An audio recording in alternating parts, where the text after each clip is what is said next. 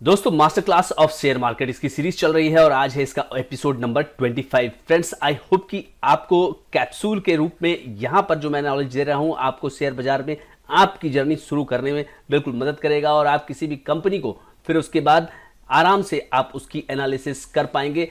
तो आइए इस वीडियो में भी कुछ नया करते हैं और ताकि आपका वैल्यू एडिशन हो सके। दोस्तों यहां पर बात करेंगे फाइनेंशियल एनालिसिस की, किस तरह से फाइनेंशियल एनालिसिस किसी कंपनी की जाती है और आज इसका है पार्ट नंबर 5। आज के इस वीडियो में फ्रेंड्स बात होगी रिटर्न ऑन इक्विटी की, ROE। आपने सुना होगा, कई सारे जो एनालिस्ट होते हैं वो इस पर बात करते हैं। जिस तरह से लास्ट वीडियो में हम लोगों ने देखा था कि ROCE क्या होता है, उसी तरह से यहां पर एक और पैरामीटर है जिसके बारे में मैं बात करूंगा आज, रिटर्न ऑन इक्विटी की। तो दोस्तों देखिए, यहां पर जब हम बात करेंगे रिटर्न ऑन इक्विटी की तो यहां पे आपको दो फिगर लेने होंगे। दो फिगर से इसका कैलकुलेशन होगा। कौन कौन सा, आइए जान लेते हैं।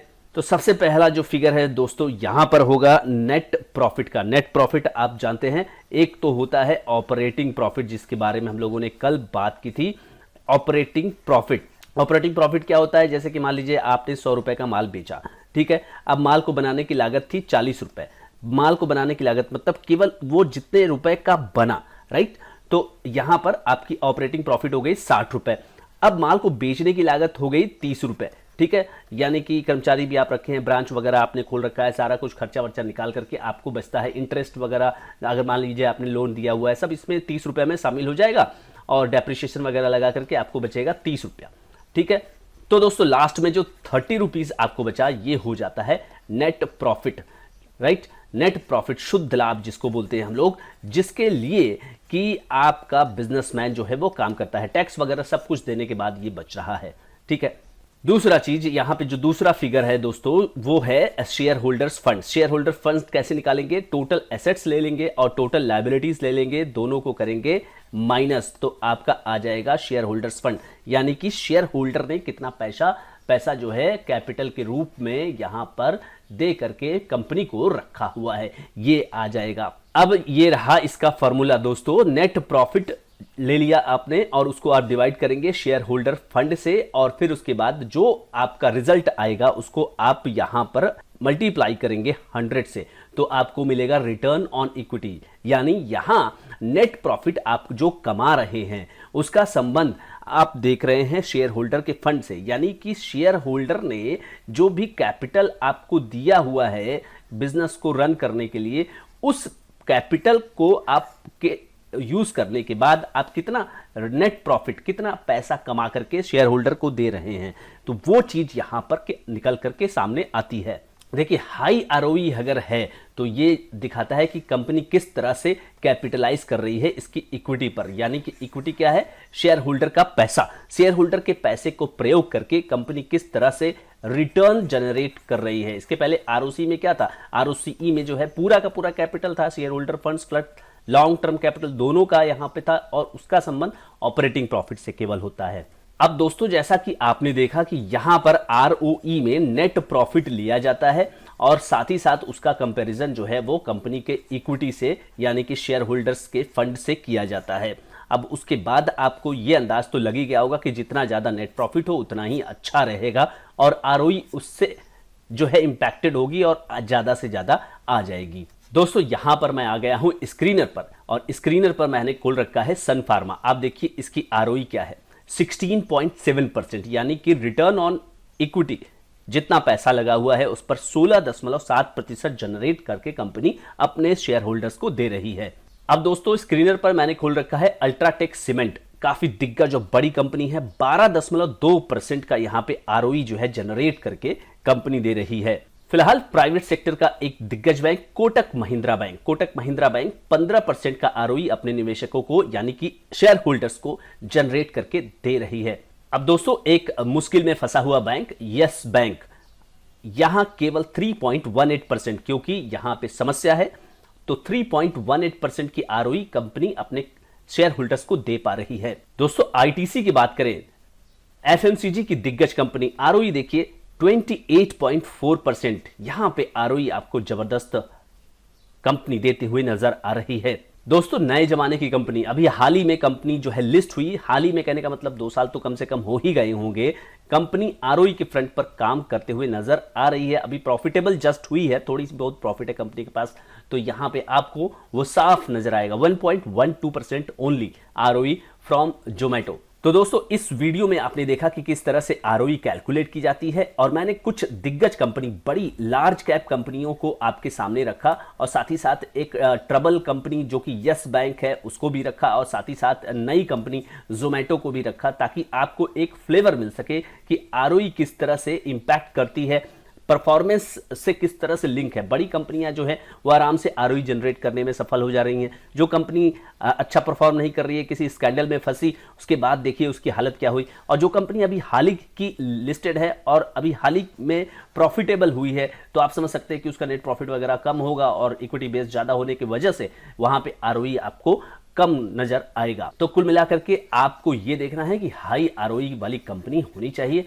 लेकिन केवल आरओई ही नहीं देखना है। जैसा कि मैंने बार बार कहता हूं, अलग अलग वीडियो में मैंने अलग अलग चीज बताया, जैसे कि लास्ट वीडियो में आरओसी पर बात हुई थी, तो सभी कुछ आपको देखना पड़ता है। दोस्तों अगर आप अभी तक इस वीडियो को देख रहे हैं तो thank you so much for watching this video. Channel पर अगर आप नए हैं तो प्लीज सब्सक्राइब करें, वीडियो को लाइक करते हुए जाएं और शेयर बिल्कुल करें, ताकि लोगों को आरओई के बारे में पता चले और वो जब भी डिसीजन ले तो इस पर भी ध्यान दे।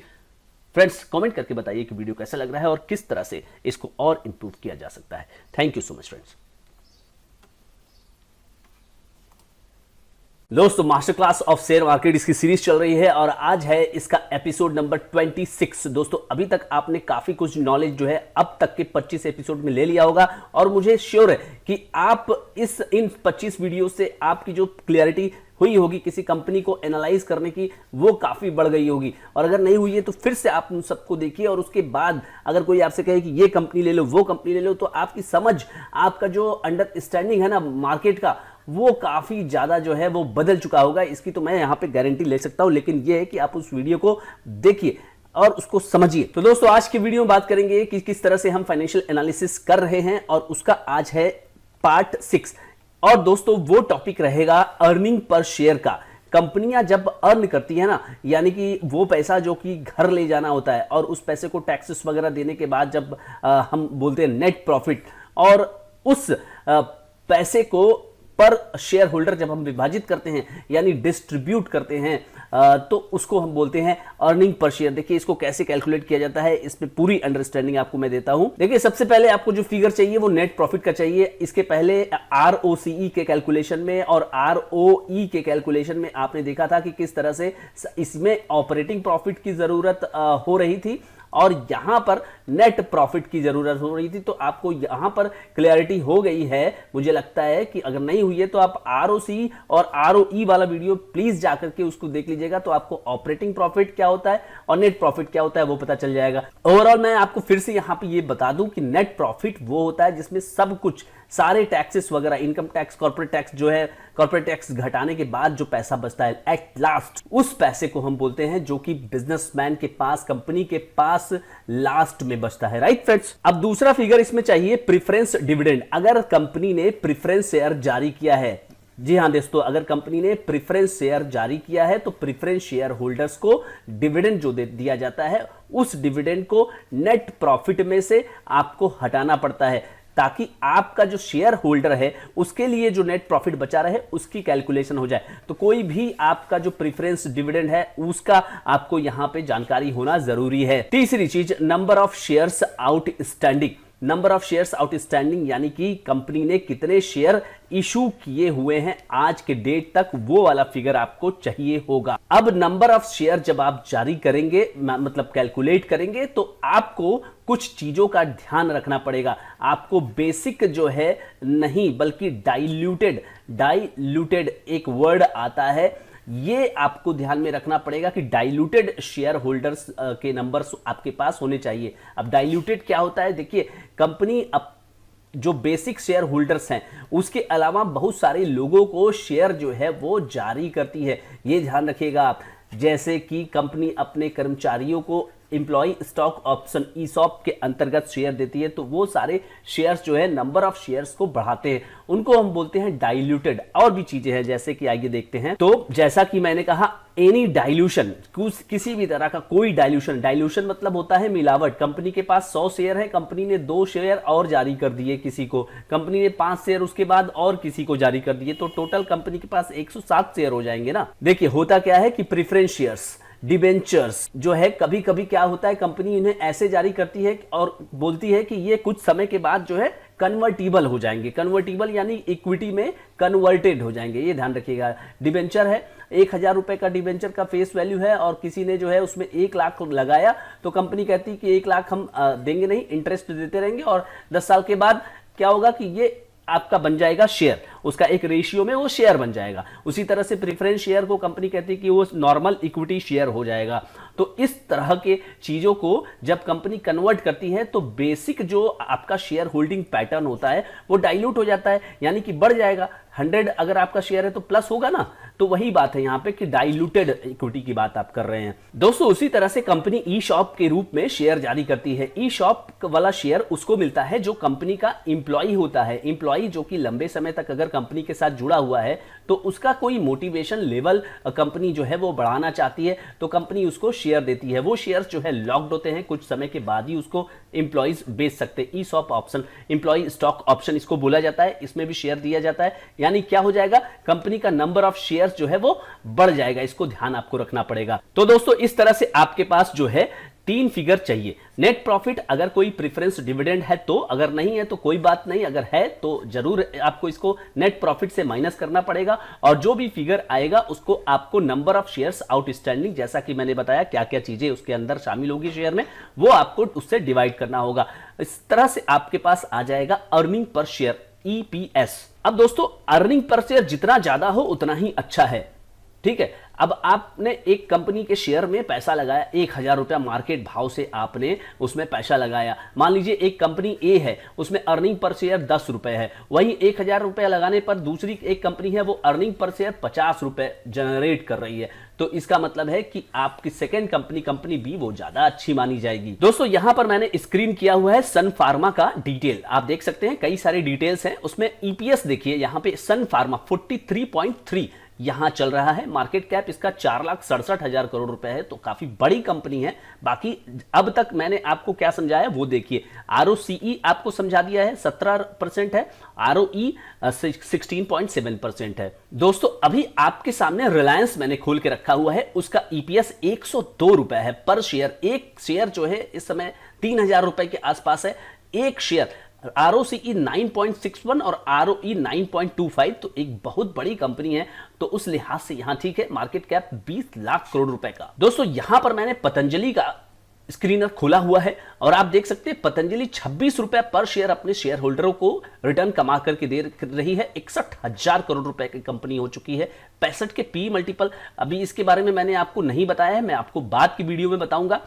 आप देखिए ROCE 11% और ROE 7.60%, तो इस फ्रंट पे कंपनी को भी काम करना है। दोस्तों फिलहाल मैंने खोल रखा है यथार्थ हॉस्पिटल का ये स्क्रीनर। यहां आपको EPS दिख रही है 14.7, 4,907 करोड़, स्मॉल कैप कंपनी है। ROCE 23 और ROE 21.7, तो ये कमेंडेबल है। सेल्स ग्रोथ भी ठीक ठाक है। मेरा कहने का मतलब है कि यहां छोटी कंपनी है तो EPS देखिए थोड़ा सा कम आपको दिखाई दे रहा है। फिलहाल दोस्तों मैंने टाटा मोटर्स को स्क्रीनर पर खोल के रखा हुआ है। 3,65,000 करोड़ रुपए की मार्केट कैपिटलाइजेशन की कंपनी है। मार्केट कैप क्या होता है ये भी मैंने अभी नहीं बताया, मैं आपको बाद के वीडियोस में बताऊंगा। ROCE देखिए 20.1 और ROE 49%, और यहां पे EPS कंपनी का है 102, तो काफी जबरदस्त यहां पे EPS अर्निंग पर शेयर अपने शेयर होल्डर्स के लिए जनरेट टाटा मोटर्स कर पा रही है। तो दोस्तों आपने देखा कि इस वीडियो में मैंने अर्निंग पर शेयर किस तरह से कैलकुलेट किया जाता है उस बारे में कंप्लीट आपको जानकारी दी। मुझे लगता है कि आपको अर्निंग पर शेयर क्या होता है कैलकुलेशन नहीं भी पता तो भी आपको कम से कम ये पता होना चाहिए कि ये है क्या और इसका महत्व क्या है। जितना ज्यादा से ज्यादा EPS हो उतना ज्यादा अच्छा होता है। किसी भी कंपनी के फंडामेंटल को जब आप चेक करते हैं तो अर्निंग पर शेयर जरूर देखा करें, क्योंकि इससे आपको पता चलता है कि कंपनी पर शेयर कितना अपने शेयर होल्डर्स के लिए कमा करके रख रही है। उसके अलावा दोस्तों मैंने कुछ कंपनियां जो कि काफी जानी मानी कंपनियां हैं और एक छोटी कंपनी, एक स्मॉल कैप कंपनी के बारे में आपको बताया, और तो आपने देखा कि कंपनियां अपने शेयर होल्डर्स को अच्छा खासा अर्निंग पर शेयर दे रही हैं, जो काफी एस्टेब्लिश्ड कंपनियां हैं। दोस्तों अगर आप अभी तक इस वीडियो में बने हुए तो thank you so much for watching. अगर आप चैनल पर नए हैं तो सब्सक्राइब करिए, लाइक करिए, शेयर करिए, ताकि लोगों को पता चले ईपीएस क्या होता है और उसका किसी कंपनी को जब एनालिसिस करते हैं तो उसका क्या इंपॉर्टेंस होता है। दोस्तों thank you so much friends. दोस्तों master class of share market इसकी सीरीज चल रही है और आज है इसका एपिसोड नंबर 27। अब तक 26 एपिसोड में आपने शेयर मार्केट के बेसिक से और थोड़ा सा एडवांस तक का सफर तय कर लिया है और आपको काफी ज्यादा वैल्यू एडिशन हो गया होगा। चलिए आगे बढ़ते हैं और कुछ नया जानने की कोशिश करते हैं आज के इस वीडियो में। दोस्तों फिलहाल किया जा रहा है how to do financial analysis और उसका है एपिसोड नंबर पार्ट नंबर 7। चलिए देखते हैं आज क्या है। दोस्तों आज बात करेंगे डिविडेंड पे आउट रेशियो को, जिसको कि हम जानते हैं पे आउट रेशियो के बारे में। लास्ट वीडियो में आपने देखा था अर्निंग पर शेयर और आज है डिविडेंड पे आउट रेशियो। आइए देखते हैं क्या होता है और इसे कैसे कैलकुलेट किया जाता है। दोस्तों देखिए, इसको जब हमें कैलकुलेट करना होता है तो यहां पे हमें दो फिगर, दो वैल्यू की जरूरत होती है, उसके बाद ही आप डिविडेंड पे आउट रेशियो को कैलकुलेट कर सकते हैं। तो पहला फिगर है अर्निंग पर शेयर। अब अर्निंग पर शेयर कैसे निकाला गया था आप उसके लिए जाइए और एपिसोड नंबर 26 देखिए। यहां आई बटन में मैं इसको लगा दूंगा, वहां से भी आप देख सकते हैं एपिसोड नंबर 26। वहां आपको पता लग जाएगा कि अर्निंग पर शेयर कैसे निकाला जाता है। मोटा मोटी आप ये जानिए कि एक शेयर अगर आपके पास है तो उसके ऊपर कंपनी कितना पैसा यानी अर्निंग आपको कमा करके कंपनी दे रही है, तो उसको हम कहते हैं अर्निंग पर शेयर। अब आपको दूसरा जो फिगर है वो चाहिए डिविडेंड पर शेयर। देखिए कंपनी को हुआ अर्निंग पर शेयर मान लीजिए कि 10 रुपया, ठीक है। अब उसमें से कंपनी कितना आपको देगी ये डिपेंड करता है कंपनी के मेजॉरिटी शेयर होल्डर्स पे कि क्या वो डिसीजन लेते हैं, क्या वो डिसीजन लेंगे और उसी के आधार पे ये फैसला होता है। अब 10 रुपए में से अगर मान लीजिए कंपनी ने आपको दिया 6 रुपया, ध्यान दीजिएगा 10 रुपया अर्निंग पर शेयर था और उसमें से कंपनी ने आपको दिया 6 रुपया, तो डिविडेंड पर शेयर कितना हुआ 6 रुपया, ठीक है, ये ध्यान रखिएगा। उसी तरह से मान लीजिए कंपनी को ईपीएस हुआ अर्निंग पर शेयर 10 और कंपनी ने दिया 2 रुपया, आपको 2 रुपया उस अर्निंग में से, तो आपका डिविडेंड पर शेयर कितना हो गया, तो 2 रुपया हो गया। तो यही फिगर आपको चाहिए। पहला फिगर चाहिए ईपीएस का इसको कैलकुलेट करने के लिए और दूसरा चाहिए डिविडेंड पर शेयर। अब देखिए इसका जो फॉर्मूला है वो है पे आउट रेशियो, यानी कि dividend payout ratio is equal to dividend per share divided by earning per share, जिसको पॉपुलरली आप कैलकुलेट करते समय बोलते हैं DPS divided by EPS. Right दोस्तों, इस तरह से आप अगर इसको कैलकुलेट करेंगे तो आपका रेशियो निकल करके आ जाएगा। अगर किसी कंपनी को ईपीएस फॉर एग्जांपल हुआ 10 रुपया और उसने 5 रुपया आपको डिविडेंड दे दिया, तो आपका रेशियो क्या होगा, आपका रेशियो हुआ 0.5, यानी कि 50% कंपनी ने उसमें से आपको दे दिया। अब यहां जब हम एनालाइज करते हैं कि डिविडेंड पे आउट रेशियो कितना होना चाहिए, तो ये होना चाहिए हाई। अब कितना हाई होना चाहिए, अब 100% भी आप कभी कभी देखते हैं कि कोई निवेशक होते हैं कि देखते हैं कि कंपनी पूरा हमें दे दे, लेकिन बाकी का फ्यूचर प्लान क्या होगा, कंपनी कमाएगी और कुछ रखेगी तो उसके बाद ही तो कुछ नया बिजनेस करेगी।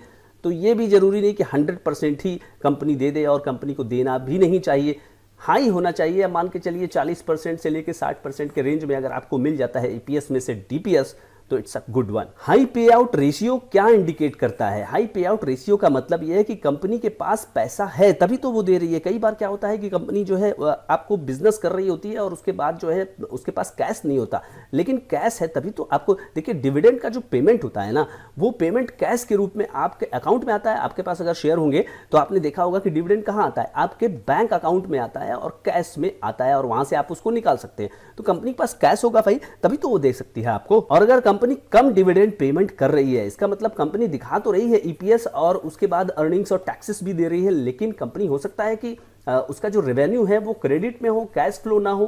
ठीक है, ये भी होता है। जबकि सेल्स तो हम क्रेडिट हो चाहे कैश हो सबको दिखाना ही पड़ता है। तो उस आधार पे आपने टैक्स दे दिया जो भी आपके पास रहा, लेकिन कंपनी कैश रिच नहीं है, ठीक है, इनफ कैश नहीं है तो भाई डिविडेंड ईपीएस होने के बाद डीपीएस जो है वहां पे क्या होगा, उसका संबंध है लो होगा। ठीक है, और वहां से आपको आइडिया लग सकता है कि कंपनी जो है यहां पर सेल्स कर तो रही है, क्रेडिट कर रही है और कैश इनफ्लो कम हो रहा है। तो दोस्तों आपने देखा कि किस तरह से यहां पर पे आउट रेशियो कैलकुलेट किया जाता है और पे आउट रेशियो आपको इंडिकेट करता है। ये भी एक फंडामेंटल, एक काफी अच्छी चीज है, एक अच्छी प्रैक्टिस है कि कंपनी को जितना भी फायदा हुआ उसमें से कंपनी जो है आपको डिविडेंड के रूप में वो दे, ताकि आपको पता लगे, एक सेंस लगे कि कंपनी के पास कैश रियली है कि नहीं। कई सारे फ्रॉड्स वगैरह चलते रहते हैं। दोस्तों यहां पर मैंने खोल रखा है कोल इंडिया का इस समय स्नैपशॉट। ये देखिए आप, ये है कंपनी का ईपीएस, ऊपर वाले लाइन में ये ईपीएस है, ये 27, 20, 28, 51, 60 और नीचे आप देख सकते हैं परसेंटेज पे आउट रेशियो का 44%, 78%, 60%, 47 और 42। सरकारी कंपनियां वैसे भी इसके लिए जानी जाती हैं। यहां पर दोस्तों मैंने डाबर का स्क्रीनशॉट खोला हुआ है, ये देखिए आप, ये है ईपीएस 8 के आसपास चल रहा है, फिर 9 हुआ, फिर 9.84, फिर 9 या 10 इसी रेंज में चल रहा है और उसमें से कंपनी 34% अपने शेयर होल्डर में डिस्ट्रीब्यूट कर रही है। तो यहां भी high dividend payout ratio आपको नजर आ रहा है। अब दोस्तों यहां पर आप देखिए, ये मैंने जो खुला हुआ है ये टीसीएस का है। टीसीएस एक काफी जानी मानी और बहुत बड़ी कंपनी है। 67, 83, 86, 87, 104 और 115 और 126 लगातार ईपीएस में ग्रोथ है, आप देख सकते हैं। तो 37% के आसपास, उसके बाद 85 एक बार इन्होंने निर्णय लिया और एक बार तो 100% पूरा का पूरा दे दिया अपने निवेशकों को और 58%, तो यानी 40% प्लस ही अराउंड आपको दिख रहा है। अब दोस्तों फिलहाल मैंने एचडीएफसी बैंक को खोला हुआ है। एचडीएफसी बैंक का देखिए ईपीएस हाल के दिनों में 35, 41, 49, 57, 68, 82, 84 लगातार ईपीएस में ग्रोथ है। ये एक अच्छी बात है और कंपनी जो है आपको उतना ईपीएस नहीं दे रही है। यहाँ बैंकिंग सेक्टर में यहाँ आप देख सकते हैं सबसे लीडिंग बैंक और 20% के आसपास यहाँ पर आपको पे आउट नजर आ रहा है।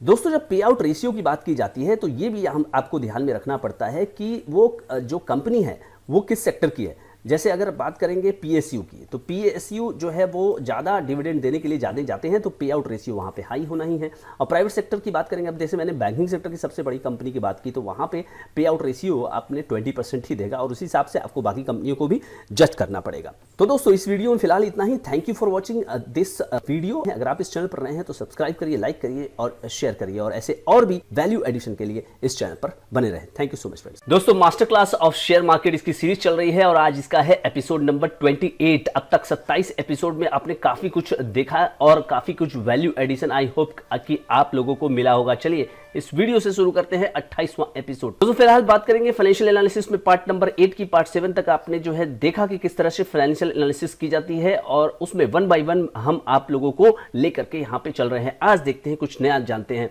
और वो कुछ नया में आज है इबिटा। इबिटा यानी कि होता है ऑपरेटिंग प्रॉफिट, या अगर उसमें मार्जिन निकालना है तो ऑपरेटिंग प्रॉफिट मार्जिन। इबिटा यानी कि earning before interest, depreciation, tax and amortisation. आइए इसको डिटेल में जान लेते हैं दोस्तों।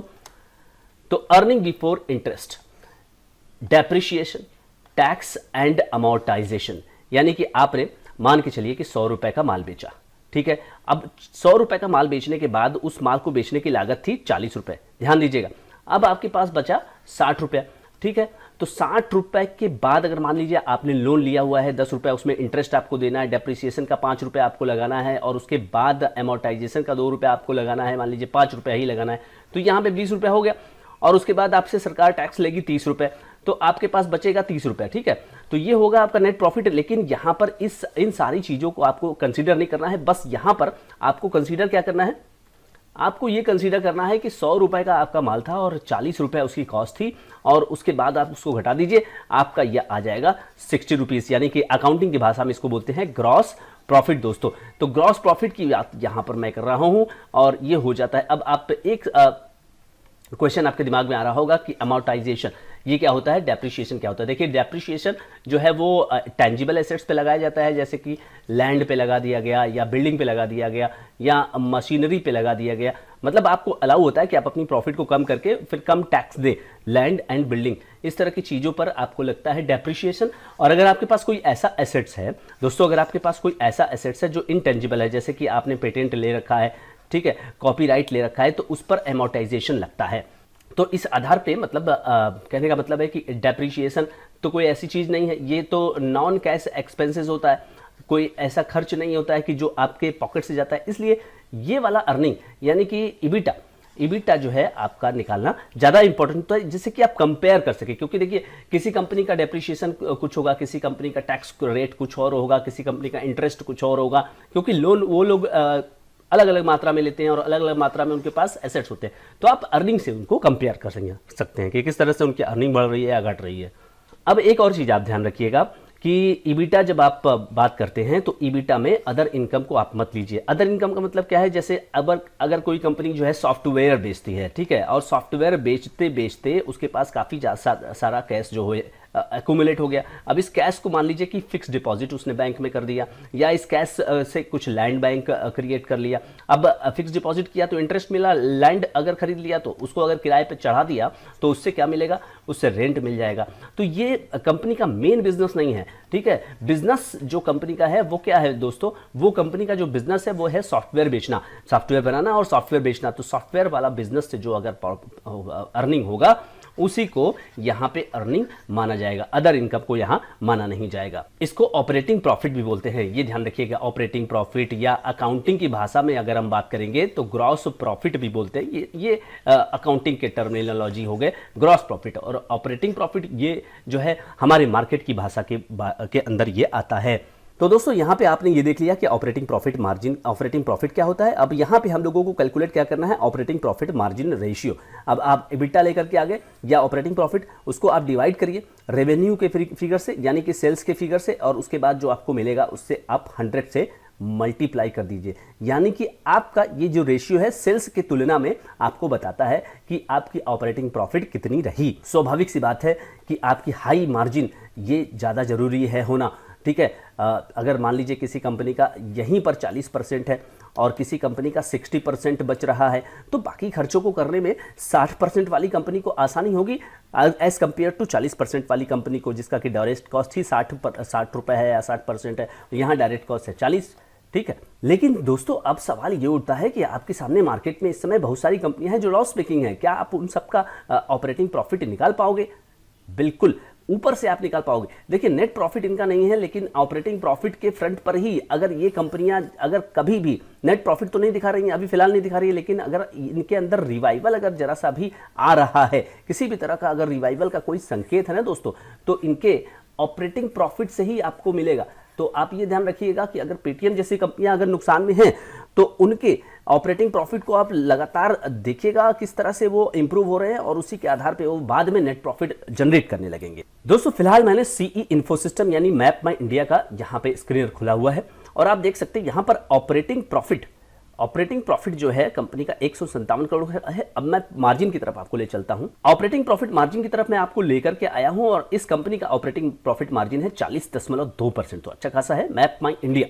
दोस्तों फिलहाल मैंने एनएससी पर यहाँ पे स्क्रीनर पर IEX इंडियन एनर्जी एक्सचेंज को ओपन किया हुआ है, और आप यहाँ पे देख सकते हैं कि इसका ऑपरेटिंग प्रॉफिट मार्जिन जबरदस्त 84.7%। दोस्तों यहां मैंने ओपन कर रखा है टेक महिंद्रा को। टेक महिंद्रा एक आईटी कंपनी है, ऑपरेटिंग प्रॉफिट मार्जिन मात्र 9.11%। यहां पे कंपनी को काफी यहां मेहनत करनी चाहिए। सिप्ला मैंने खोल रखा है दोस्तों, एक फार्मास्यूटिकल कंपनी सिप्ला, और ऑपरेटिंग प्रॉफिट मार्जिन है 24.9%। प्रोडक्ट बेचने वाली कंपनी के लिए ठीक कहा जाएगा। दोस्तों आपके सामने है मदरसन सुमी, संवर्धना मदरसन इसका अब नाम हो गया है। ऑपरेटिंग प्रॉफिट मार्जिन मात्र 9.44%। तो दबाव में है कंपनी को, इसको इंप्रूव करने पर लगातार कोशिश करनी चाहिए। तो दोस्तों इस वीडियो में आपने देखा कि मैंने यहाँ पे आपको ऑपरेटिंग प्रॉफिट मार्जिन पर अपडेट दिया, ऑपरेटिंग प्रॉफिट या फिर आप इबिटा इसको कहते हैं, और यहाँ पर आपको इसका रिलेशन जो है रेवेन्यू के साथ दर्शा के आपको ये पता चल जाता है कि किस तरह से कंपनी डायरेक्ट कॉस्ट के रिलेशन में यहाँ अपनी मार्जिन को रख रही है। ऑपरेटिंग प्रॉफिट मार्जिन यानी कि ऑपरेटिंग प्रॉफिट मार्जिन OPM, इसको आप शॉर्ट फॉर्म में याद रखिए, और उस हिसाब से किसी भी कंपनी के एनालिसिस जरूर करिएगा। ये ज़्यादा से ज़्यादा हो तो उतना ही अच्छा है। इसमें आपको ये भी ध्यान रखना है कि आप किस कंपनी का और किस इंडस्ट्री का यहाँ पे ऑपरेटिंग प्रॉफिट मार्जिन एनालिसिस कर रहे हैं। जैसे अगर सॉफ्टवेयर की कंपनी है तो उसका जो OPM होता है ना दोस्तों, वो बहुत हाई मिलेगा, दोस्तों अगर अभी तक आप इस वीडियो को देख रहे हैं तो thank you so much for watching this video. दोस्तों अगर इस चैनल पर आप नए हैं तो सब्सक्राइब करिए, वीडियो को लाइक जरूर करिएगा और शेयर जरूर करें ताकि लोगों को ऑपरेटिंग प्रॉफिट मार्जिन के बारे में जरूर पता चल सके। Thank you so much friends. दोस्तों master class of share market इसकी सीरीज चल रही है और आज इसका है एपिसोड नंबर 28 एपिसोड अभी तक मैं इसमें कवर कर चुका हूं दोस्तों। और मुझे लगता है कि अगर शेयर मार्केट में अगर आपको कुछ भी नहीं आता, बिल्कुल भी आप जीरो हैं और आप यहां से कुछ ले करके जाना चाहते हैं, इन वीडियोस को देख के कुछ आपको सीखना है, तो जरूर आपको यहां पर मदद मिलेगी। आइए इस वीडियो में भी कुछ नया सीखते हैं। दोस्तों अभी फिलहाल हम लोग कर रहे हैं फाइनेंशियल एनालिसिस कैसे की जाती है उसका, इसके अंदर पार्ट वाइज हम लोग कर रहे हैं। तो अभी फिलहाल जो है इसका है पार्ट नंबर 9। आइए देखते हैं आज क्या नया है। आज फिलहाल आपको मिलेगा नेट प्रॉफिट मार्जिन सीखने के लिए कि नेट प्रॉफिट मार्जिन होता क्या है और साथ ही साथ इसको आपको किस तरह से देखना चाहिए नेट प्रॉफिट मार्जिन को, और उसके बाद आपको अपनी कंपनी को भी देखना चाहिए जिसमें आप निवेशित हुए हैं। देखिए होता क्या है कि नेट प्रॉफिट मार्जिन एक रिलेशनशिप बताता है। किस चीज का रिलेशनशिप? बिटवीन रेवेन्यू में और नेट प्रॉफिट में। यानी रेवेन्यू का मतलब तो आप जानते ही हैं कि रेवेन्यू का मतलब होता है सेल्स, ठीक है, और सेल्स और उसके बाद उसका संबंध नेट प्रॉफिट में बताता है कि किस तरह से आप रेवेन्यू कर रहे हो और सभी तरह के खर्चों को काटने के बाद, यहां पे डेप्रीशिएशन, इंटरेस्ट, टैक्स सबको काटने के बाद नेट प्रॉफिट बचती है। तो उसका संबंध सेल्स से कितना है, मतलब कितना आपने सेल किया। आपने 100 रुपया बेचा तो आपके पास at the end of the day 20 बचता है, 30 बचता है, 40 बचता है, क्या बचता है, तो उससे आपको पता चलता है कि इसका क्या संबंध है। देखिए नेट प्रॉफिट और रेवेन्यू इसका ये संबंध होता है, इसका ये रेशियो होता है, नेट प्रॉफिट मार्जिन रेशियो। इसको परसेंटेज में एक्सप्रेस करते हैं ताकि आपको पता चल जाए कि मतलब मान लीजिए कि 100% का आपका होता है सेल्स और आपका है नेट प्रॉफिट मार्जिन 20%, इसका मतलब है कि 20% आपके पास 100 रुपए में से बचे। अब दोस्तों ये रहा इसका formula, net profit margin ratio, net profit divided by revenue या सेल्स का फिगर आप लाइए और उसके बाद उसको 100 से डिवाइड करिए। दो तरीके से आप इसको कर सकते हैं, इसको क्वार्टरली भी कर सकते हैं और इसको एनुअल भी कर सकते हैं। हर क्वार्टर का अलग अलग आप कैलकुलेशन करेंगे और उसके बाद जो है कि आप एनुअल एक बार भी कर सकते हैं।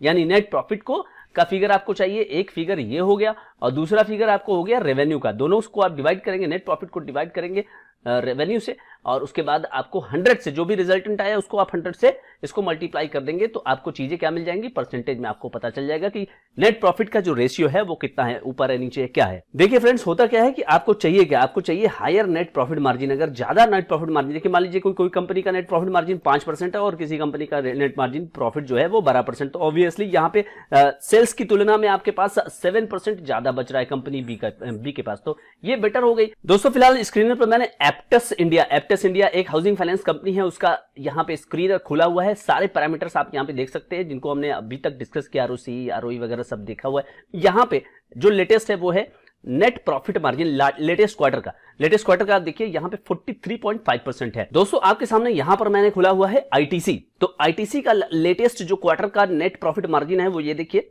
28%, 6,11,000 करोड़ रुपए की कंपनी है दोस्तों बैंकिंग सेक्टर में एक कंपनी लगातार जो है आपका ध्यान आकर्षित करती होगी, एडवर्टीजमेंट वगैरह आप देखते होंगे, आईडीएफसी फर्स्ट बैंक में 7.31%। बैंकिंग सेक्टर में आपने देखा यहाँ पे कम है, 53,000 करोड़ रुपए का market capitalisation company IDFC First Bank, 7.31% इसका नेट प्रॉफिट मार्जिन रेशियो है। दोस्तों दी देव प्लास्टिक, इस पर मैंने आपको एक वीडियो बना करके दिया था, 3,447 करोड़ रुपए का इसका मार्केट कैपिटलाइजेशन है और 6.79% इसका नेट प्रॉफिट मार्जिन है। दोस्तों यथार्थ हॉस्पिटल, इस पर भी मैंने आपको एक बार वीडियो बना करके दिया था। इस कंपनी का जो मार्केट कैप है वो 5,293 करोड़ है और नेट प्रॉफिट मार्जिन यहां पे 14.4%। एनबीसीसी एक सरकारी कंपनी, एनबीसीसी जो कि इंफ्रास्ट्रक्चर सेक्टर में काम करती है, 31,000 का market capitalization, net profit margin 5% just. दोस्तों एक दिग्गज infrastructure engineering company Larsen and Toubro, इसका net profit margin last quarter का आप देखिए 6.25% जस्ट और मार्केट कैपिटलाइजेशन है 4,79,234 करोड़ रुपए। मैनकाइंड फार्मास्यूटिकल, इसको मैंने यहां पे ओपन कर रखा हुआ है, net profit margin last quarter का 20.2%। यहां पर मैंने दोस्तों खोल रखा है टाटा स्टील, एक commodity company, net profit margin 1.93% just. Tata Motors यहां पर आपके सामने है और टाटा मोटर्स का नेट प्रॉफिट मार्जिन है 5.24% और मार्केट कैप इसका है 3,43,003 करोड़ रुपीस। तो दोस्तों जैसा कि आपने देखा कि नेट प्रॉफिट मार्जिन ये रेशियो आपको अलग अलग इंडस्ट्री में की कंपनियों में अलग अलग दिख रहा है। यहां तक कि जो दिग्गज कंपनियां हैं उनके जो आप नेट प्रॉफिट देखेंगे तो थोड़ा कम दिखाई दे रहा है। जैसे टाटा स्टील की बात करेंगे तो वहां पे 2 के कम आपको दिखा, या फिर टाटा मोटर्स की बात करें तो 5 to 6 अराउंड में आपको दिखा। देखिए इंडस्ट्री टू इंडस्ट्री वैरी करेगा ये। अब जैसे कि अगर आप फार्मास्यूटिकल की बात करें या फिर अगर आप बात करें एफएमसीजी कंपनियों की बात करें तो यहाँ पे आपको ऑफकोर्स ये ज्यादा दिखाई दे रहा है। और एनबीएफसी में हमने देखा कि एनबीएफसी में आपको जो एप्टस का मैंने दिखाया वहां पे मोर देन 40% यहाँ पे आपको नजर आया। तो जब आप कंपेयर करेंगे ना नेट प्रॉफिट मार्जिन के तो आप उसी सेक्टर की इंडस्ट्री की कंपनियों के साथ कंपेयर करिएगा दोस्तों, ताकि आपको एक क्लियर स्थिति पता चल पाए। दोस्तों अगर अभी तक आप ये वीडियो देख रहे हैं तो thank you so much for watching this video. दोस्तों आप इस वीडियो को लाइक करिए, शेयर करिए, ताकि लोगों को नेट प्रॉफिट मार्जिन के बारे में पता चले और उसके बाद वो डिसीजन ले सकें। और अगर आप चैनल पर नए हैं तो ऑफकोर्स बिना सब्सक्राइब किए हुए बिल्कुल ना जाइए। Thank you so much friends. दोस्तों master class of share market इसकी सीरीज चल रही है और अभी आज है इसका एपिसोड नंबर 30। दोस्तों अभी तक आपने 29 एपिसोड में ढेर सारे कॉन्सेप्ट्स को देखा है, शेयर बाजार में कंपनियों को कैसे एनालिसिस की जा रही है, उससे आपको काफी ज्यादा मदद मिली होगी। आई एम श्योर कि अब आगे के भी सीरीज में इसी तरह के और भी इनसाइट्स आपको शेयर मार्केट से रिलेटेड पता चलते रहे। दोस्तों आज बात करूंगा फाइनेंशियल एनालिसिस के पार्ट नंबर 10 पे। फाइनेंशियल एनालिसिस चल रही है और उसमें हम लोग देख रहे हैं कि किसी भी कंपनी को हम कैसे किन किन पैरामीटर पर एनालाइज करते हैं। चलिए आज कुछ नया देखते हैं। आज की इस वीडियो में फ्रेंड्स बात करूंगा इंटरप्राइज वैल्यू। अभी तक आपने मार्केट कैपिटलाइजेशन देखा होगा और अभी तक मैंने शायद आपको मार्केट कैपिटलाइजेशन बताया भी नहीं है। मार्केट कैपिटलाइजेशन थोड़ा सा मैं यहाँ पे आपको बता दूं कि market capitalisation is equal to number of shares outstanding, number of shares outstanding into market price होता है। अब ये हो जाता है मार्केट कैपिटलाइजेशन, लेकिन एंटरप्राइज वैल्यू जो है उससे आगे की चीज होती है दोस्तों। अब यहां पर एक क्वेश्चन मैं आपकी तरफ उछालना चाहता हूं कि क्या आप सोचते हैं कि कोई कंपनी आप खरीद लें, पूरी तरह से आप खरीद लें? आपके मन में तो आता ही होगा कि आप किसी कंपनी को पूरी तरह से खरीद लें और आपके मन में ये भी आता होगा कि ये कैसे होगा, कंपनी को खरीदा भी जा सकता है, आखिर कैसे आप खरीद सकते हैं किसी कंपनी को? तो आप सही समझ रहे हैं। आपके मन में ये भी आता होगा कि हाँ अगर मेरे पास उस कंपनी के शेयर होंगे, एक नॉर्मल से बोलचाल में आप कहते होंगे कि हाँ अगर किसी के पास 51% शेयर है तो वो कंपनी आपकी हो जाती है। तो परचेजिंग ऑल शेयर्स, अगर आप कंपनी के सभी शेयर खरीद ले तो आप कंपनी को खरीद लेंगे, आप उस कंपनी के सर्वा हो जाएंगे, ओनर हो जाएंगे। तो उसके लिए आपको कितना देना पड़ेगा? जैसा कि मैंने कहा कि आपको देना पड़ेगा मार्केट कैप। लेकिन यहां पर एक पेच है, पेच ये है कि आपको मार्केट कैप ही नहीं देना पड़ेगा, आपको और भी पैसा देना पड़ेगा, क्योंकि ये पार्शियली करेक्ट है। पार्शियली करेक्ट का मतलब ये होता है कि जो पैसा आप शेयर के रूप में देते हैं वो मार्केट कैप के रूप में आपका जाएगा। और मार्केट कैप जैसा कि मैंने कहा कि नंबर ऑफ शेयर्स जितना है कंपनी का, number of shares multiplied by market price of share हो जाता है। और मार्केट प्राइस ऑफ शेयर ये जब आप मल्टीप्लाई करते हैं नंबर ऑफ शेयर से तो आपके पास मार्केट कैप आता है। तो आप क्या करिए, आप करिए कि पूरा शेयर आप खरीद लीजिए तो आप हो जाएंगे कंपनी के ओनर। लेकिन केवल शेयर ही नहीं होता है दोस्तों, आइए देखते हैं क्या है और भी चीज। तो but you need to consider few more values. तो आपको और भी चीजें देखनी होंगी, केवल आपको मार्केट कैप ही नहीं देखना पड़ेगा। तो क्या है वो वैल्यू? देखिए मार्केट कैपिटलाइजेशन जो है आपको इस वैल्यू को बोलते हैं एंटरप्राइज वैल्यू। ये ध्यान रखिएगा कि मार्केट कैपिटलाइजेशन एक चीज हो गई, एक फिगर इसमें एक ये हो गया।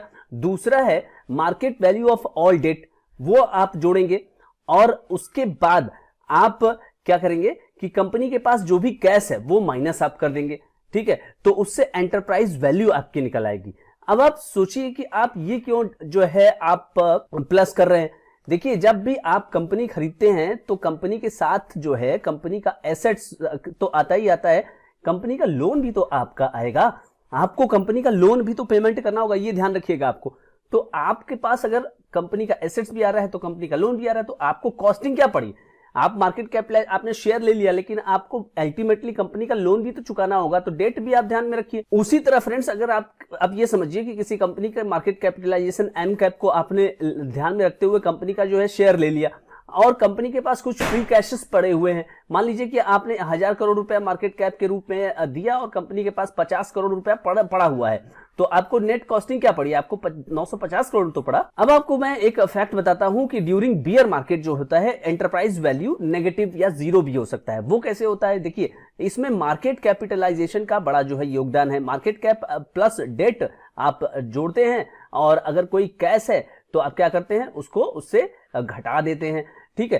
अब मार्केट कैप ही अगर आपका घटते घटते इतना कम हो जाए और कंपनी के पास कैश जो है वो ज्यादा हो जाए तो क्या हो जाएगा, ये जीरो ऑलमोस्ट हो जाएगा, हो सकता है नेगेटिव भी हो जाएगा। तो ये एक गोल्डन अपॉर्चुनिटी होती है किसी कंपनी को बाय करने की, जो एकदम मतलब कि फंडामेंटली ठीक हो, लेकिन वो बेयर मार्केट की वजह से वो घट रही हो, ये ध्यान रखिएगा आप। अब दोस्तों मैंने यहां पर खोल रखा हुआ है कैंपस एक्टिवियर, यानी कैंपस जो आप जूते की कंपनी है, उसको उसके जूते को जरूर आपने प्रयोग किया होगा। मार्केट कैप आप देखिए 9,632 करोड़ रुपए और एंटरप्राइज वैल्यू इसकी है 9,785 करोड़ रुपए। इससे आप क्या अंदाजा लगा रहे हैं, इससे अंदाजा आप लगाइए। और पी स्टॉक की 116, इससे अंदाजा आप साफ साफ लगा सकते हैं कि कंपनी के पास डेट है। ठीक है दोस्तों, क्योंकि अगर आपका कैश अगर ज्यादा होता है तो ये वैल्यू घट जाती। दोस्तों यहां पर जूते बनाने वाली यानी कि शूज की दूसरी कंपनी है रिलैक्सो, उसका देखिए मार्केट कैप है 19,838 करोड़ और एंटरप्राइज वैल्यू है 19,945 करोड़। इसका मतलब क्या हुआ कि यहां भी डेट ज्यादा है और कैश की कमी है। यहां पर स्टॉक की पी 105 है। यहां पर दोस्तों मैंने एक सरकारी company Bharat electronics limited BEL का स्टॉक खोल रखा हुआ है। इस समय फिलहाल इसका जो एंटरप्राइज वैल्यू है वो देखिए 1,97,992 और market cap 2,08,987। Cash rich company है, आप समझ गए होंगे, कंपनी के पास डेट नहीं और कैश है, तभी तो घटाया गया। और यहां पर करीब करीब 9,000 करोड़ 11,000 करोड़ के आसपास आपको यहां पर नेगेटिव दिख रहा है। तो यहां पर आपको दिख रहा है कि एंटरप्राइज वैल्यू इसकी कम है और ये एक अच्छा साइन आपको नजर आ रहा है। देश की दिग्गज कंपनी रिलायंस इंडस्ट्रीज का आप एंटरप्राइज वैल्यू और मार्केट कैप से कंपेयर करिए। रिलायंस इंडस्ट्रीज का मार्केट कैप है 18,56,000 करोड़ और एंटरप्राइज वैल्यू है 22,18,486 करोड़। इसका मतलब है कि कंपनी के पास डेट है और कैश रिच कंपनी होने के बाद भी कंपनी ने डेट रखा हुआ है। दोस्तों ऑयल एंड नेचुरल गैस के सेक्टर में एक और कंपनी है ONGC की बात अगर करें तो मार्केट कैप है 3,68,036 करोड़ रुपए और एंटरप्राइज वैल्यू की बात करें तो 4,84,000, यानी कि यहां पे कंपनी के पास डेट है। और स्टॉक का पी देखिए दोस्तों, सरकारी कंपनियों का पी जो है काफी कम होता है, 8 का केवल पीई है। अब दोस्तों मैं एक काफी चर्चित कंपनी 197 कम्युनिकेशंस यानी कि पेटीएम के बारे में बात करूंगा। पेटीएम का मार्केट कैप आप देखिए 46,131 करोड़, एंटरप्राइज वैल्यू है 41,000, यानी कैश रिच कंपनी हो गई है। और अभी फिलहाल कंपनी जो है वो नुकसान में चल रही है, इसलिए कोई भी पी आपको नहीं दिखाई दे रहा। फिलहाल दोस्तों मैंने आधार हाउसिंग फाइनेंस एक NBFC को यहां पे राडार पे ले आया हूं आपके सामने। एंटरप्राइज वैल्यू है 31,638 करोड़ रुपए और मार्केट कैप देखिए 18,952। यहां पर कंपनी का बिजनेस ही होता है लोन लेना और उसके बाद लोन देना, तो यहां पे आप समझ सकते हैं कि एंटरप्राइज वैल्यू क्यों ज्यादा है आधार हाउसिंग फाइनेंस। उसी तरह दोस्तों यहां पर मैंने आपके लिए खुला हुआ है इंडसइंड बैंक का मार्केट कैप आप देखिए 1,04,977 करोड़ रुपए और एंटरप्राइज वैल्यू है सीधे 5 लाख करोड़, 5 गुना ज्यादा, यानी कि कंपनी ने लोन ले रखा हुआ है। कंपनी का बिजनेस ही है लोन लेना और लोन देना। देश की दिग्गज FMCG company Dabur India limited का मार्केट कैपिटलाइजेशन इतने सालों बाद केवल 1,01,172 करोड़ रुपए और एंटरप्राइज वैल्यू आप देखिए 1,01,871। कंपेयर करेंगे आप तो थोड़ा सा ज्यादा यहां पर है, कंपनी ज्यादा डेप्थ पर बैठी हुई नहीं। स्टॉक पी है 54। तो दोस्तों इस वीडियो में हम लोगों ने एंटरप्राइज वैल्यू के बारे में देखा। इसका मतलब यह हुआ कि आपको एम कैप का कॉन्सेप्ट भी मैंने यहां पर क्लियर कर दिया। तो मार्केट कैपिटलाइजेशन यानी कभी अगर आपको, इसका मतलब यह हुआ दोस्तों कि अगर किसी कंपनी को आपका खरीदने का मन है या कोई भी व्यक्ति उस कंपनी को खरीदना चाहता है तो आपको केवल मार्केट कैप ही कंसीडर नहीं करना है, आपको यह देखना है कि कंपनी का एंटरप्राइज वैल्यू क्या होता है। और एंटरप्राइज वैल्यू में कंपनी के दो और आपको स्टैटिस्टिक्स आपके पास होना चाहिए। एक तो कंपनी ने कितना लोन ले रखा है, डेट ले रखा है, और साथ ही साथ आपको यह भी पता होना चाहिए कि कंपनी के पास कैश कितना है। अगर आप सीधा सीधा आप अंदाजा ये लगाइए दोस्तों, बस आपको सीधा सीधा अंदाजा ये लगाना है कि अगर ये कम है और ये ज्यादा है तो इसका मतलब साफ है कि कंपनी के पास कैश है, और अगर ये ज्यादा है और ये कंपनी के पास कम है, मार्केट कैप अगर कंपनी का कम है तो इसका मतलब समझिए कि कंपनी ने डेट ले रखा है। अब दोस्तों यहां पे ये भी ध्यान में रखना होगा कि एंटरप्राइज वैल्यू जो है के ऊपर अगर आप NBFC और बैंकिंग कंपनियों की एनालिसिस करेंगे तो आप फेल हो जाएंगे। लेकिन बाकी सेक्टर की अगर बात करें, अगर FMCG की बात करें, ऑयल एंड नेचुरल गैस की बात करें, यानी किसी और सेक्टर की अगर आप बात करेंगे तो वहां पर ये चलेगा। लेकिन NBFC बैंकिंग यहां पर जहां पर कि बिजनेस ही लोन लेना और लोन देना है तो वहां पर ये काम नहीं करने वाला है, ये ध्यान रखिएगा आप। तो दोस्तों अगर अभी तक आप इस वीडियो में बने हुए हैं तो thank you so much for watching this video. दोस्तों अगर आप चैनल पर नए हैं तो सब्सक्राइब जरूर करिए, लाइक करिए, शेयर करिए, ताकि लोग एंटरप्राइज वैल्यू को जाने और उसके आधार पर उसके साथ साथ बाकी पैरामीटर्स के आधार पर कंपनियों की एनालिसिस करना सीखें। आप इन वीडियो से बिल्कुल श्योर हो जाएंगे कि आपकी कंपनी में कितना दम है और किस तरह से आपने उनको अपने पोर्टफोलियो में जगह दी है, या फिर आप कोई भी कंपनी अगर खरीदना चाहते हैं तो क्या वो किस पैरामीटर पे है, सही है या गलत है, वो भी आप समझना सीखना सीख जाएंगे। चलिए इस वीडियो में इतना ही। Thank you so much friends. दोस्तों master class of share market इसकी सीरीज चल रही है और आज है इसका एपिसोड नंबर 31। अब तक 30 एपिसोड मैंने कवर किए हैं और 30 एपिसोड में 30 अलग अलग तरह के कॉन्सेप्ट्स मैंने आपको बताए हैं, जिसकी मदद से आप अपनी कंपनी की, जिस कंपनी में आप निवेशित हैं या फिर अपनी कंपनी के अलावा जिस कंपनी के बारे में आप सोच रहे हैं कि यहाँ पे निवेश करना चाहिए, उसमें आपको उस कंपनी के बारे में सीखना समझना आसान हो जाएगा। आइए इस वीडियो में भी कुछ नया सीख लेते हैं दोस्तों अभी मैं कर रहा हूं फाइनेंशियल एनालिसिस, किस तरह से अलग अलग पैरामीटर पे कंपनियों को जज किया जाता है, और उसका है पार्ट नंबर 11। आज के इस वीडियो में दोस्तों बात करेंगे enterprise value to EBITDA. Enterprise value last video में कवर किया गया था, जिसको कि शॉर्ट फॉर्म में आप बोलते हैं ईवी, एंटरप्राइज वैल्यू। दोस्तों वहां पर आपने देखा कि एंटरप्राइज वैल्यू में मार्केट कैपिटलाइजेशन होता है प्लस जो है डेट होता है, और अगर कंपनी के पास जो है कोई कैश है तो उसको हम माइनस कर देते हैं। तो इस तरह से ईवी निकलता है। अब यहां पर ईवी का कंपैरिजन होगा इबिटा से। तो दोस्तों इसके लिए दो वैल्यू आपको चाहिए। एक वैल्यू हो गई एंटरप्राइज वैल्यू की, जो आपने कैलकुलेट किया था लास्ट वीडियो में, और उसके बाद इबिटा, इसको आप उससे डिवाइड करेंगे। एंटरप्राइज वैल्यू आपने निकाल लिया और डिवाइड आप करेंगे इबिटा से। तो आप ऐसा क्यों करना चाहते हैं? देखिए ये जो चीज है ईवी इबिटा, तो ये करता क्या है, ये बेसिकली एक वैल्यूएशन करने का एक तरीका होता है। क्या तरीका होता है? इसका मतलब ये होता है कि जो आपका एंटरप्राइज है उसकी जो वैल्यू है उससे रिलेटेड जो अर्निंग्स है, ठीक है, अर्निंग्स यहाँ पे कौन सी है, वो अर्निंग जो कि आपका इंटरेस्ट, डेप्रिसिएशन, अमोर्टाइजेशन और टैक्स देने के पहले वाली अर्निंग है, जिससे कि आपको ये पता चल जाए कि एंटरप्राइज वैल्यू के अगेंस्ट आपका कितना कमाई आप करने में सफल हो रहे हैं। तो स्वाभाविक सी बात है फ्रेंड्स कि वैल्यूएशन मैट्रिक्स में आपका ये फिगर अगर ज्यादा होगा तो आप कहेंगे कि हाँ, एंटरप्राइज वैल्यू से अगर उसको कंपेयर करेंगे तो आप कहेंगे कि आपका वैल्यूएशन जो है वो कम से कम हो तो ज्यादा बेटर है। अब ये जो ईवी एबिटा है ये असेस करता है financial health of a company, ठीक है, कि कंपनी अपने ईवी के, यानी कि जो उसकी वैल्यू है ना दोस्तों, उसके कंपैरिजन में कितना अर्निंग्स करने में वो सफल रह रही है। अब अगर ये ईवी एबिटा हाई मल्टीपल आ गया, मान के चलिए अगर 15 आ गया या 20 आ गया, तो इसका मतलब हो गया कि ओवर वैल्यूएशन हो गया। तो दोस्तों ये कितना होना चाहिए? अगर ये 10 से कम है तो इसको हम आइडियल मानते हैं, मतलब कि अंडर वैल्यूएशन मानते हैं। 10 से अगर 15 है तो एक मॉडरेट की स्थिति होती है, लेकिन 15 से ऊपर अगर है तो यहां ओवर वैल्यूएशन की स्थिति मानी जाती है। But you need to consider few more values, और भी वैल्यूज आप देखिए। ईवी एबिटा से ही मतलब आप केवल उसी के आधार पर ही फैसले न लीजिए। लो मल्टीपल क्या इंडिकेट करेगा?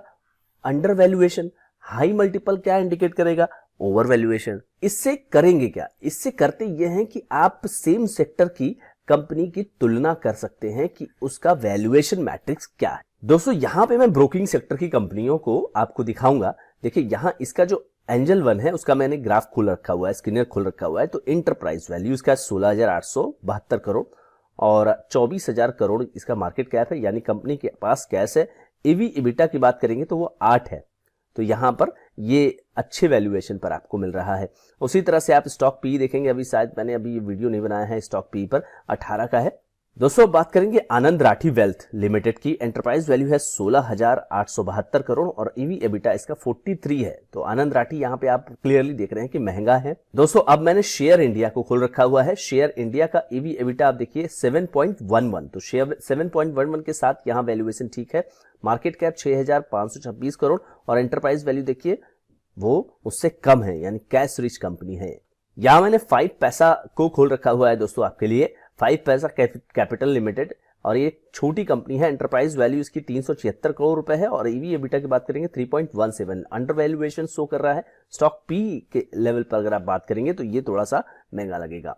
दोस्तों ICICI securities enterprise value 32,000 crore और यहाँ पे आपको यहाँ पे डेट नजर आएगा क्योंकि मार्केट कैप यहाँ पे 26,000 करोड़ है। ईवी एबिटा की बात करेंगे तो 8.21, ये मैट्रिक्स आपको यहाँ पे सस्ता नजर आएगा। स्टॉक पी में भी ये सस्ता नजर आएगा।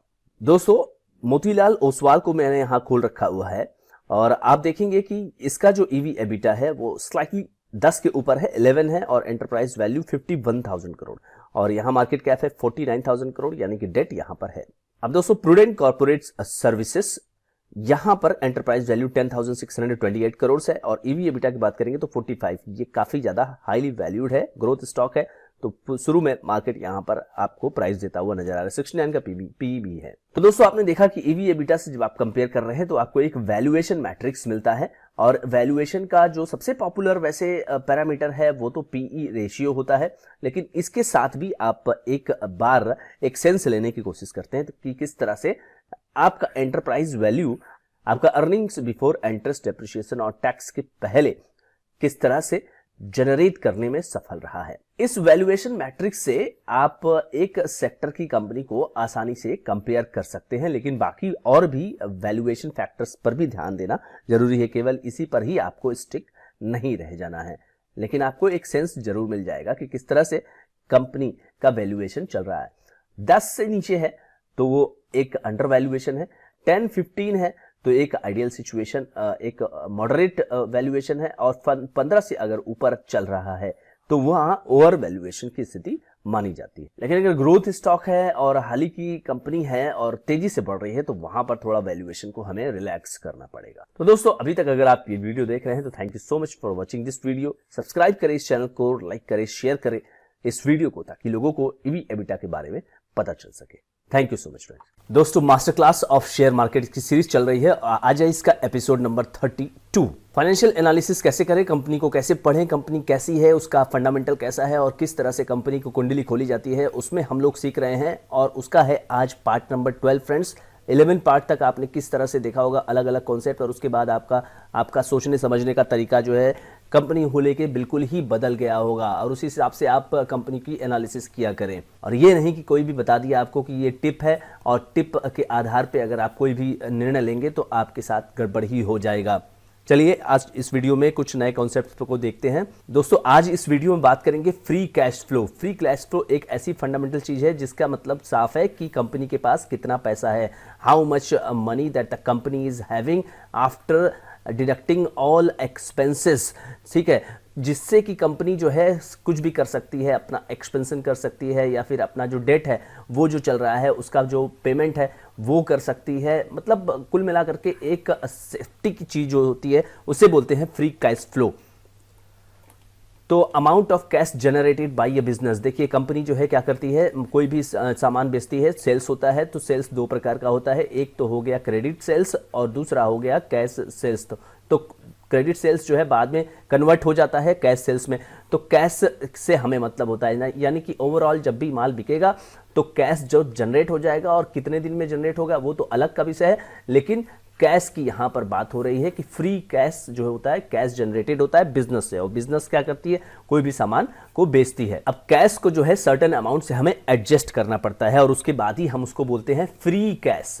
ये जो वर्ड है ना, कैश के साथ फ्री वर्ड लगा हुआ है, इसको कैसे निकालते हैं आइए देखते हैं। देखिए ये रहा फॉर्मूला फ्री कैश को कैलकुलेट करने का। आपको कैलकुलेट नहीं करना होता है, आराम से बहुत सारी अलग अलग वेबसाइट्स पे वो ऑलरेडी कैलकुलेटेड होता है। तो आपको सबसे पहला फिगर चाहिए नेट प्रॉफिट। नेट प्रॉफिट तो आपका पूरा सब खर्चा वगैरह काटने के बाद बनता है, ठीक है। लेकिन होता क्या है कि नेट प्रॉफिट में कुछ नॉन कैश एक्सपेंसेस जैसे कि डेप्रिसिएशन अलाउड होता है ना, तो डेप्रिसिएशन कोई खर्चा तो है नहीं, लेकिन क्योंकि आपको अलाउड है तो आप क्या करते हो, अपने एसेट्स में उसको शामिल करते हो। तो एसेट्स में अगर आप शामिल करते हैं तो वो खर्चा तो हुआ नहीं, तो आप उसको वापस से जोड़ दीजिए, ठीक है। तो दोस्तों मान लीजिए कि ईबिटा जो है आपने देखा होगा कि earning before interest, depreciation and taxes, तो ये चीज उसमें थी। टैक्स तो कैश हो गया और इंटरेस्ट जो है वो कैश हो गया, लेकिन डेप्रिसिएशन का क्या, डेप्रिसिएशन कोई खर्च तो हुआ नहीं, एक्सपेंस तो हुआ नहीं है वास्तव में खाली, लेकिन उसको घटाते हैं हम ताकि जो है हमको कम जो है कॉर्पोरेट टैक्स देना पड़े। तो उस आधार पे आप देखेंगे तो नॉन कैश एक्सपेंसेस में वहां पे क्या आ जाता है, डेप्रिसिएशन आ जाता है, तो उसको आपको वापस जोड़ना पड़ेगा। इसके बाद बात करेंगे इंक्रीज इन वर्किंग कैपिटल को आपको माइनस करना पड़ेगा। इंक्रीज इन वर्किंग कैपिटल का मतलब क्या हुआ, इंक्रीज इन वर्किंग कैपिटल का मतलब ये हुआ कि current assets minus current liabilities जब हम लोग करते हैं, current assets minus current liabilities, तो इसमें अगर करंट एसेट्स की मात्रा अगर ज्यादा है तो इसका मतलब ये हुआ कि आपके पास जो है इन्वेंट्री और डेटर्स जो है उनकी मात्रा यहाँ ज्यादा हो गई, यानी कि पैसा आपका फंस गया, तो उसको आप यहाँ माइनस करेंगे। और उसके बाद कोई भी अगर कैपिटल एक्सपेंसेस जो है आप कर रहे हैं, कोई भी हैवी एक्सपेंडिचर जो आप कर रहे हैं, तो उसके लिए पैसा चाहिए उस फाइनेंशियल ईयर में, तो उसको आप माइनस कर दीजिए। तो कुल मिलाकर के सबका सीधा एक ही बात है कि कैश देखिए आपके पास कितना है। नेट प्रॉफिट आपको सही स्थिति नहीं बताता है, उससे ज़्यादा पैसा आपके पास रहता है क्योंकि आपने डेप्रिसिएशन जो है घटाया, वो पैसा आपके पास है। अब देखिए फ्रेंड्स, अगर हाई कैश फ्लो है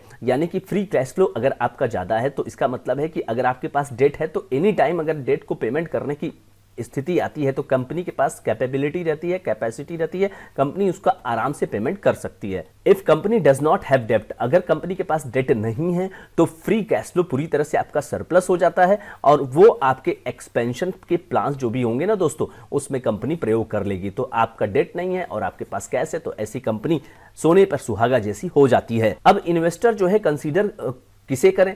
उस कंपनी को, सीधी सी बात है कि जिसके पास ज्यादा से ज्यादा कैश फ्लो रखा हुआ है। दोस्तों यहां पर मैंने LTI माइंट्री, एक IT सेक्टर की एक बड़ी कंपनी है, उसको यहां पे ओपन किया हुआ है। आप देखिए इसके पास जो है 4836 करोड़ के फ्री कैश फ्लो हैं। TCS को मैंने यहां ओपन कर रखा हुआ है दोस्तों, देश की दूसरी सबसे बड़ी कंपनी, 14,90,000 करोड़ का मार्केट कैपिटलाइजेशन है। फ्री कैश फ्लो इसके पास है 41,000 करोड़, 41,000 करोड़ रुपए इसके पास पड़े हुए हैं। दोस्तों इन्फोसिस की अगर बात करें तो उसके पास है 23,009 करोड़ रुपए, 23,000 करोड़ रुपए, 8 लाख करोड़ का मार्केट कैप है। वहीं दूसरी ओर बात करें HCL की तो HCL के पास है 21,432 करोड़ रुपए, 5,07,000 करोड़ का मार्केट कैपिटलाइजेशन है। यहां पर मैंने टेक महिंद्रा का ओपन कर रखा है स्क्रीनर और आप देखिए फ्री कैश फ्लो यहां पर है 5,639 करोड़ रुपए। परसिस्टेंस सिस्टम्स की बात की जाए तो परसिस्टेंस सिस्टम में फ्री कैश फ्लो इस समय है 942 करोड़ रुपए। तो दोस्तों आपने इस वीडियो में देखा कि कैश फ्लो और ऊपर से फ्री कैश फ्लो, तो फ्री कैश फ्लो आपको कैसे कैलकुलेट किया जाता है वो मैंने आपको बताया और साथ ही साथ कुछ कंपनियों के एग्जांपल्स भी दिए, IT सेक्टर की कंपनियों के एग्जांपल्स भी दिए,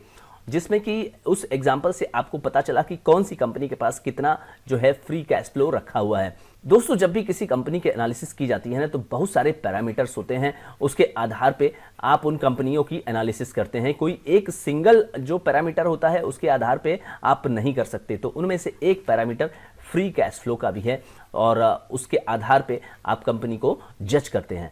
अगर फ्री कैश फ्लो ज़्यादा है तो ये काफ़ी अच्छा पॉजिटिव साइन होता है किसी भी कंपनी के लिए, तो उसी हिसाब से आप कंपनी को जज करें। दोस्तों अगर अभी तक आप ये वीडियो देख रहे हैं तो thank you so much for watching this video. Channel पर अगर आप नए हैं तो सब्सक्राइब करिए, वीडियो को लाइक करिए, शेयर करिए ताकि लोगों को इस तरह की वीडियो, इस तरह का कंटेंट शेयर बाजार से संबंधित पता चलता रहे। Thank you so much friends.